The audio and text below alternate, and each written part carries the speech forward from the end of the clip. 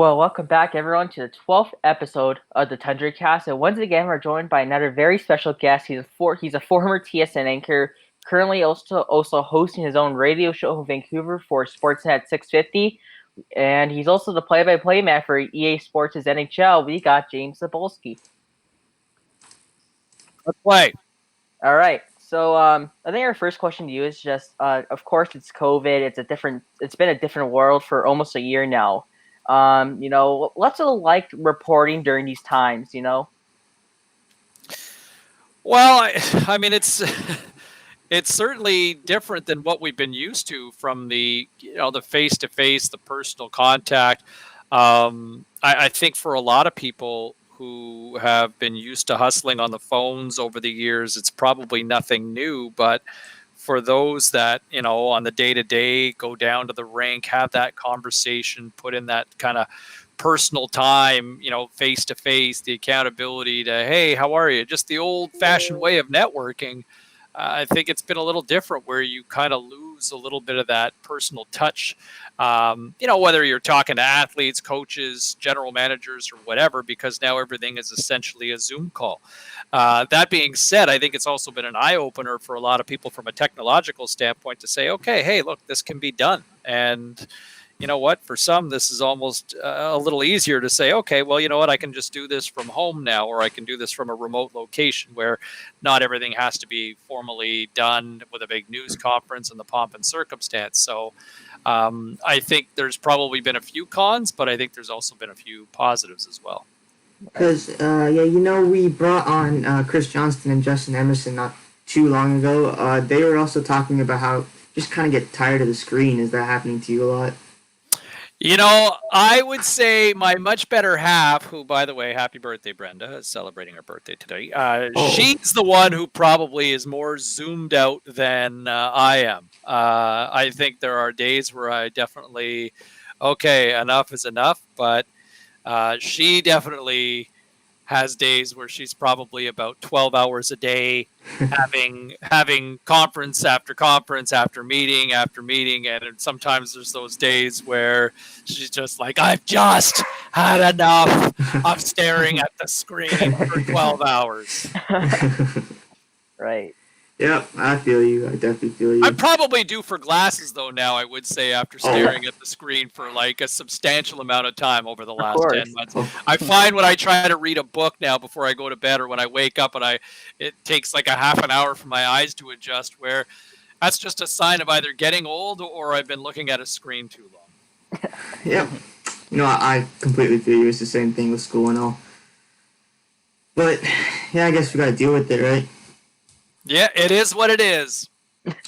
All right, so where did you go to school for your sports journalism? Like, I was reading, was it Algonquin College? Yeah, that's right. So Algonquin is based in Ottawa, and that's where I went. So I grew up in Ottawa, and when I finished high school, that was where I elected to go and took radio broadcasting, and thought I knew everything, and quickly was humbled otherwise after my brief experience in community television. And that's where I got my start at Algonquin many moons ago. Were there any special people really there that helped you to the point you are now? Well, you know what? I think there were, I look back and here I am, I finished I was 20 when I came out of school, and I was, that was 25 years ago or so, or longer now. And, I still keep in contact with a couple of fellow classmates from just on social media. But, Michael Gossack, who was, my broadcast partner when we would call Ottawa 67's junior hockey games together. And, we've stayed in touch over the years, and he helped get me a foot in the door when I worked at the Score television network, in the early 2000s. So, I think he's somebody that, we maintained a good relationship and friendship. And, I think back to like my early days of breaking into the business, people that just kind of, gave me that shot and just, kicked my butt when I needed it. My old sports director, Joe Cummings, at my first real job at Shea 106 at a classic rock station, I would, do little sports updates over the phone at night, and he would critique me every once in a while, and he would totally rip the crap out of me. Like, you're not cool, man. Stop trying to pretend you're somebody you're not. And it forced me to change my approach as a broadcaster, to stop trying to act like, hey, everybody, welcome back. This is who I am because I'm, I'm a little bit of a tightwad here, talking like this and trying to be like a Ken doll here. And it forced me to kind of change my approach, and it humbled me and just went to being me. And so Joe was definitely, good in terms of giving me the honest goods and forcing me to be myself. Anthony Shoshone was the who ran the score, was really the guy who gave me a shot after taking a look at my demo reel. And 6 months after we had talked, he called and said, hey, I got a job for you if you want. And, coaxed me to move to Toronto and, really kind of, kickstart my journey here in the business. And so Anthony was definitely great for me. And my lead producer, Jeff Wilcox, from the who was kind of the lead sports producer at Rogers Community Television when I had started volunteering there in high school, and then kind of stayed with it through college and, my first few years into the business. But I would volunteer and just try to get my reps. And, I called everything there was possible. I called ringette games. I called karate tournaments, touch football, junior football games, minor hockey games, basketball, university football, and junior hockey games, and you name it. Like anything that they needed somebody for a play-by-play guy, I did it. And I was 17 the first opportunity, and he had I said, hey, look, you got a boxing tournament coming up. Do you have a play-by-play guy? And he said, no, send me a tape. And so, I didn't really have any access. Like, you go back to when I was 17, I'm, it's the early 90s. So, I had a tape recorder at home. And so I kind of scrambled to my basement and popped in an old VHS tape of Hulk Hogan and the Ultimate Warrior from an old WrestleMania, and just basically commentated that into a cassette tape and left it on the desk for him. And, he never listened to it. And then we were driving to go set up for the event 2 days prior. And I said, hey, do you have somebody? You never listened to the tape? And he said, well, okay, there's Smith in the red corner and, Volkov in the blue corner. Let me hear you call a fight right now. And this is, we're driving on the highway. And so I just started, here comes Smith. Here we go. This is a fight of the year, everybody. All right, here's a couple of quick shots by Volkov. Oh, he's got him in trouble. Oh, a big haymaker. He's got him. Oh, down goes Volkov. And so here I am, just, over the top, this 30 seconds of glory, and he's laughing, and he's like, I love it. You got the gig on Saturday. And so here I was at 17 and got a chance to do this play-by-play for, it was actually at a tournament that was right before the Olympics in Barcelona that summer. So there were a lot of Olympic athletes. A guy named Chris Bird, who eventually became the heavyweight champion of the world in boxing, was on that card as well. So it was like a tremendous opportunity, and one that scared the shit out of me, if I'm allowed to say that. And it was kind of freaky, but that was, my first kind of real opportunity, and just kind of took off from there on the journey. So I guess for the War and Peace version of your answer, Jeff Wilcox, Anthony Shoshone, Joe Cummings, and last but not least, Mark Milliere, who gave me my opportunity at TSN as well. Those are a few that really kind of stand out as, kind of helping me along the way. All right. So, being based off in Vancouver, what are your thoughts on the Canucks and the North Division? I think that the Canucks are exciting. They're fun, and they've got question marks. And just like every other team in the North, that's the magic of the Poutine division or the All Canadian division. The North, it's that I can make a case outside of the Ottawa Senators that I think every team could win the division. Oh yeah. And when I look at the Canucks, Elias Pettersson's got to take that step this year. And as much as everybody believes that he can be, and nights that he can show that, if he can do that more on a regular basis and establish himself as one of the best players in the league, I think Petey's got that talent and that all-world skill that has this entire market believing that he can be the guy. Quinn Hughes is obviously a dynamic puck-moving defenseman who just might be the new Erik Karlsson, what he can do offensively. But it's that secondary scoring, right? After that, JT Miller, finally gets back into the lineup after missing a few games. And, Miller led the team in scoring last year. You got a solid number 2 line captain in Bo Horvat at center, but it's where's the rest of the team? Can you get any sort of secondary scoring from that bottom 6 group? I love what they've done defensively to kind of stabilize things and finally build something that, legitimately gives them a chance to defend and compete every night.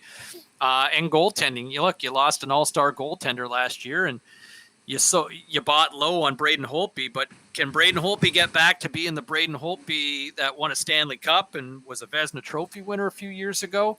I think he's young enough to find his game again, but he's certainly been statistically trending in the wrong direction. So, with my predictions, I had the Canucks finishing on the outside looking in, but I could just as easily see this team proving me wrong if they do get that secondary scoring.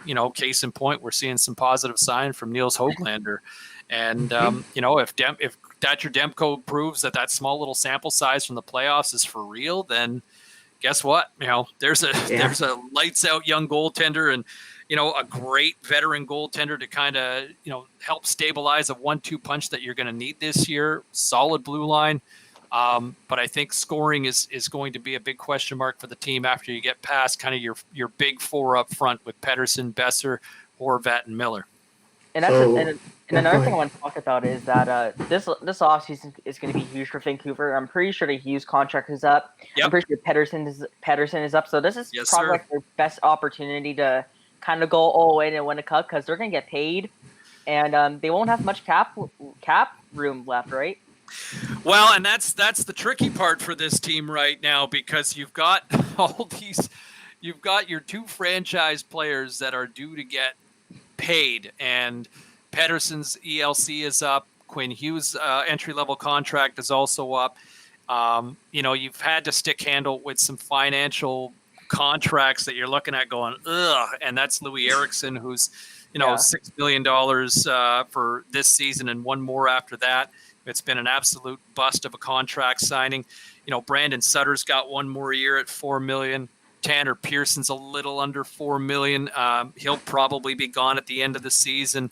And, there's the next wave of young, talented players that are coming in. Höglander's finally arrived, and we'll see if it's sustainable. But you've got Vasily Podkolzin, who was 10th overall, picked in 2019.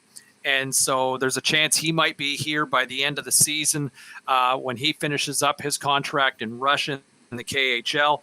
So there's another player who could possibly find his way into the mix and that to replace some of these veteran contracts that are set to expire. But, I totally hear you. I don't know if this team is built to win a Stanley Cup right now. And this kind of goes back to what we were talking about with some of the holes.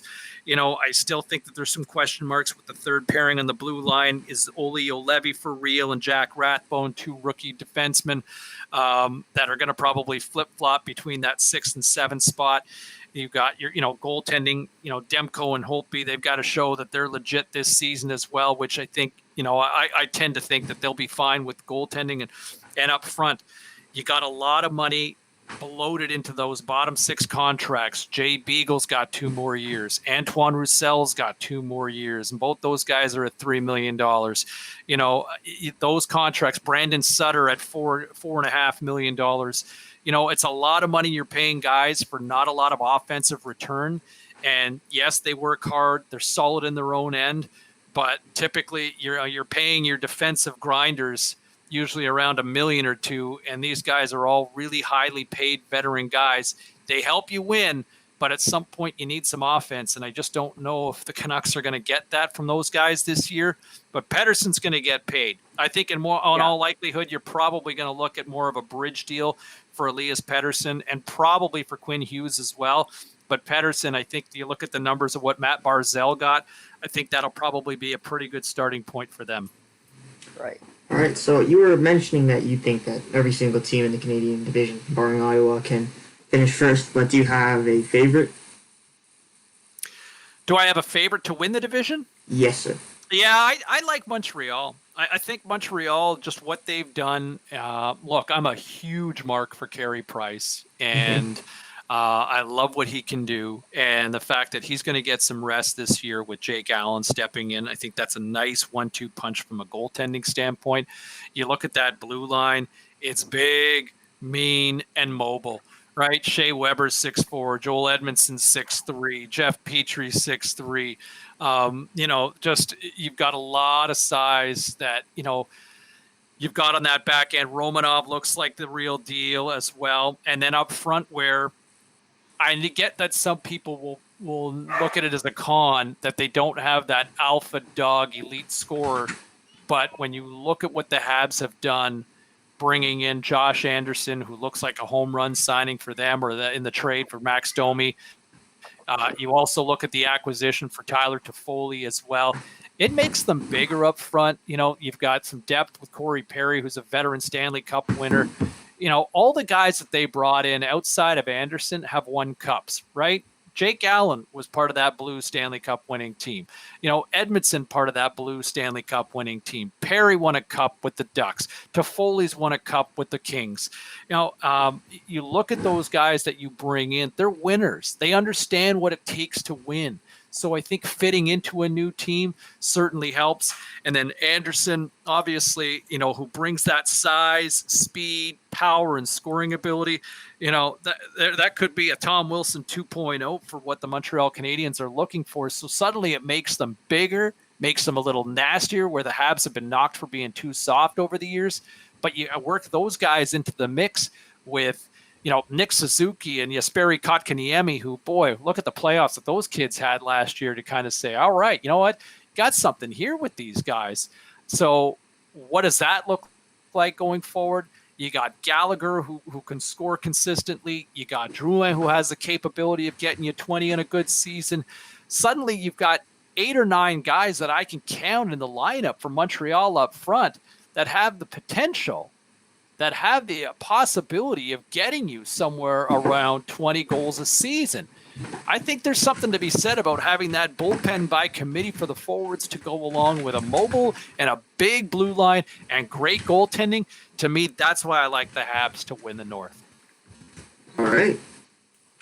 So now I think we can get into your technically new job at EA Sports NHL with the since you're the play-by-play guy. Yeah.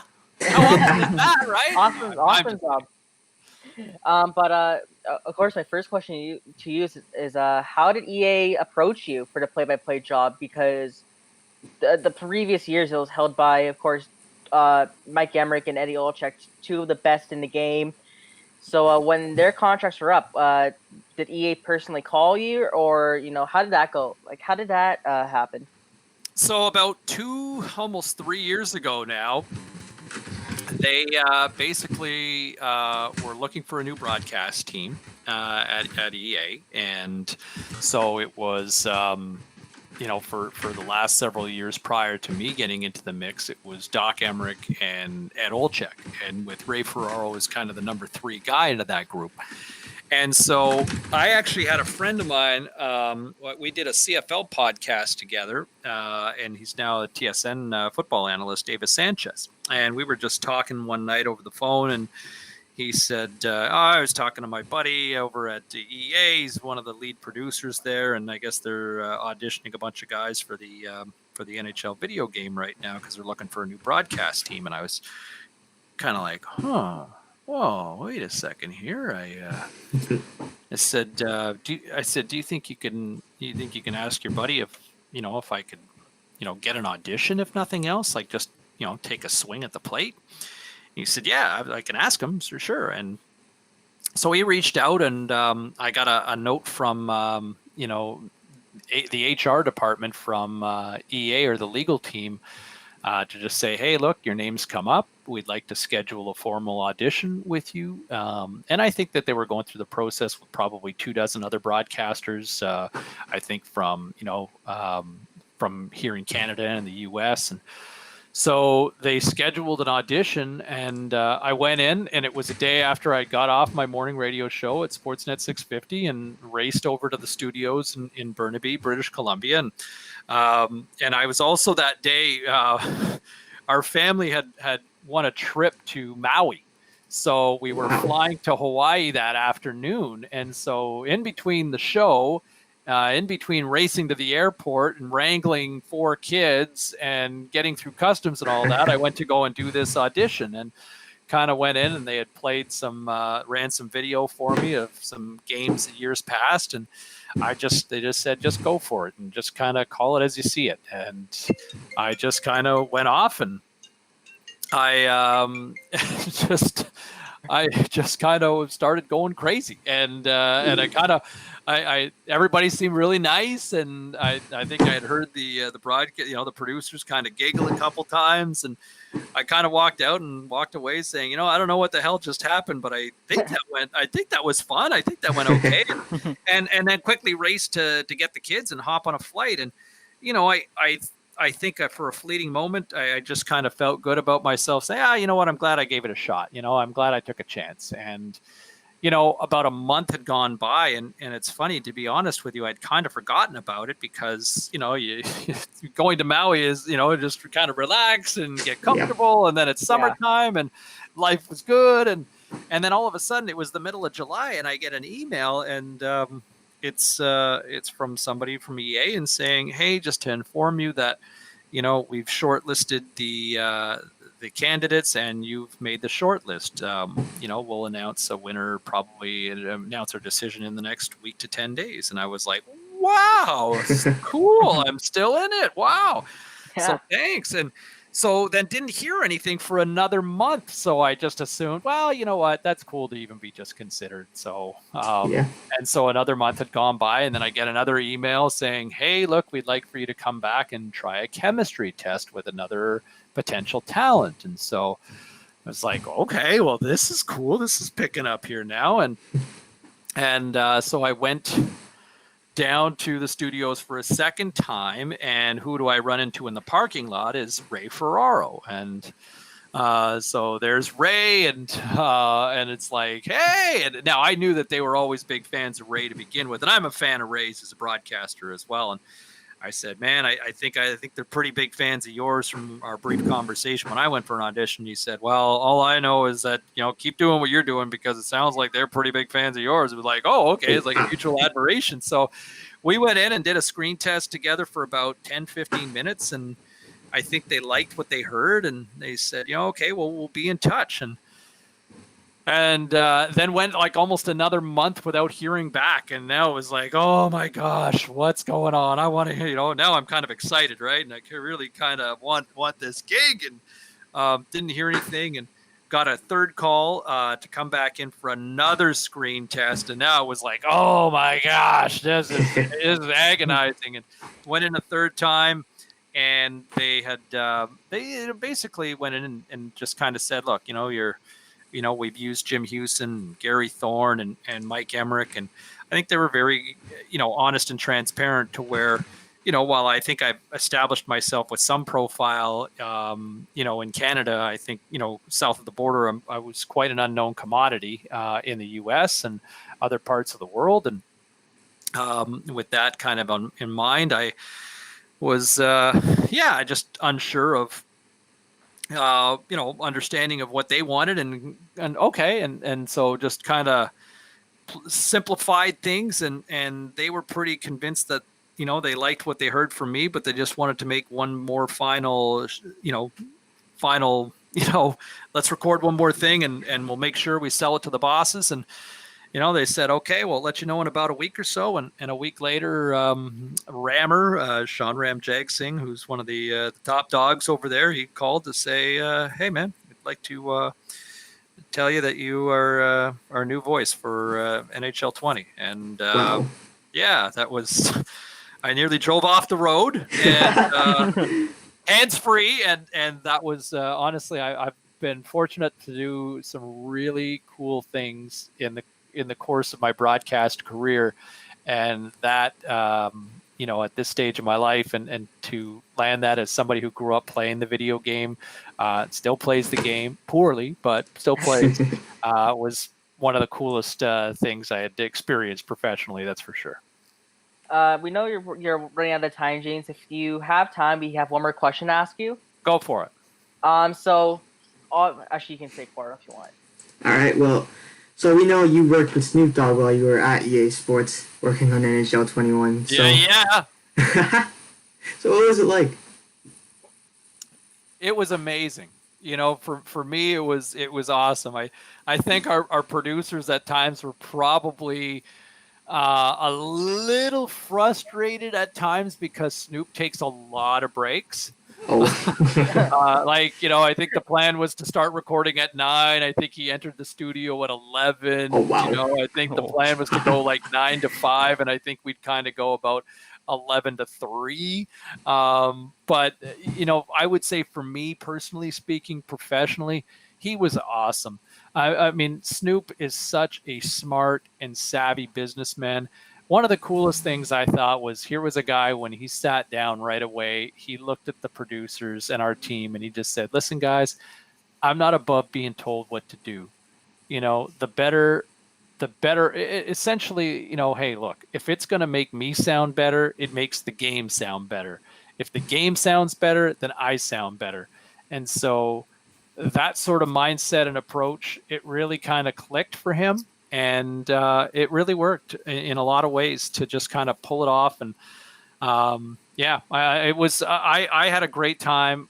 He's so quick on the fly. Everything was improvised and ad-libbed, and he just nailed it, man. Like, for a guy who kind of plays that laid-back, pot-smoking hustler, I mean, this guy is a uber successful, massive success story who's been, in the spotlight for 30 years now. And there's a reason for that. He's smart. He is a shrewd businessman who likes to have a good time, and he's a lot of fun, but he's also really smart and really successful. And that's why he still resonates with so many people in 2021. And I had an absolute blast, just, even between takes, just telling stories. He's such a big sports fan, and we were both Lakers fans as kids, and he went out of his way. He went, kind of ran down the hall and grabbed. We were both big fans of Kareem Abdul-Jabbar when we were kids, and he had a couple of Kareem's, all-star rings, and it was cool just to kind of have that experience with him. So I know we're running out of time right here, but I just want to ask this question real quick. Did he ever hotbox the studio? Did he ever hotbox the studio? I would say when I walked into that building, there was definitely a noticeable aroma throughout the facility. And you know what? Honestly, wouldn't you be disappointed if it didn't smell like it? That's true. Exactly. Yeah. That is true. Yeah, honestly, if Snoop Dogg says, you want to smoke weed, would you say no? Right? Now I'm probably going to get in trouble for asking you guys this, because you guys are all probably underage, and I'm going to go to jail for saying this. But Snoop. I'll tell you what. In a lot of ways, what you see with Snoop is what you get. Yeah. He's kind of I would say, if anything, the personality that you see on camera and on screen is essentially just an extension of the personality of Calvin Brodus. Snoop is just a little more of an amped up version of who he is in real life. And that's what makes somebody successful, right? When you kind of are authentic to who you are and just turn it up a little bit. I mean, that's what made Stone Cold Steve Austin so cool, is I always bring things back to wrestling. Like Dwayne Johnson, The Rock, Dwayne Johnson is probably, with The Rock, just a little bit turned up, and that's who he is. Yeah. That's Snoop. And just something quick, were there supposed to be other guest commentators during the year, or was that idea just scrapped altogether? You know what? That's above my pay grade, but I would say that I think they loved the idea. They were exploring the idea of where they explored the idea of how it would work with Snoop, and I think that was a bit of a pie in the sky sort of dream, and it worked out, I think, pretty good. I don't know about you guys, but I mean, I know some people probably got a little tired of Snoop, but I think most people thought it was pretty cool having Snoop in the game. And so now the bar has been set, and I think the question is where it goes from here. And so, do I think we could see guest commentators and guest broadcasters show up? I think it's entirely possible, but where it ultimately goes from here, I don't know. You tell me. So, okay, I got to get bumping here in a second. Yeah. Guys, each one of you guys, who would be your dream voice in the game? Ooh, that's a good question. For me, honestly, it'd be Ron Burgundy because I know Will Ferrell, Anchorman. He goes to the Kings games a lot, and I think that'd be kind of cool to see in an EA NHL game. Okay, so you're going with Ron Burgundy. You're going with Will Ferrell. Okay. Yep. All right. No, I know he's gone now, but it'd be really nice to see Osterbeck get into a NHL game. Oh, that's sweet. Yeah. Okay. All right. Might be the most boring answer, but that might be a tough one to get now, but yeah. Because I'm a Hawks fan, I'd say Pat Foley maybe. Oh, Pat Foley. Okay, that's a fun one too. He's pretty good. Like a couple of names that I thought Justin Bieber would be cool if we could ever find a way to get him in the game. Drake, I think, would be kind of cool because I think both those guys like hockey, and I think they both know the game enough to be able to talk about it.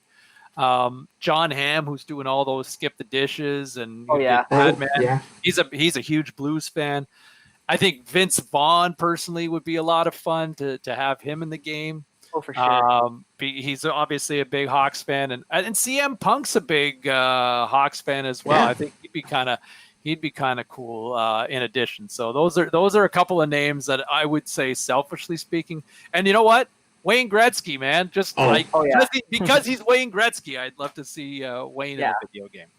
You know what? All right. Great answers. So thanks, James, for coming on. We appreciate you taking your time to be on here. My pleasure, guys. You guys stay safe and stock up on that sanitizer, all right? You too. You too. Cheers, boys. Stay safe. Cheers. All right. Oh, that was amazing. There we go. There we go. That might be my favorite interview. Yeah. So far. Oh shoot, we're still recording. Hey guys, thanks for watching this episode of Tundra Cast, and we'll see you next time.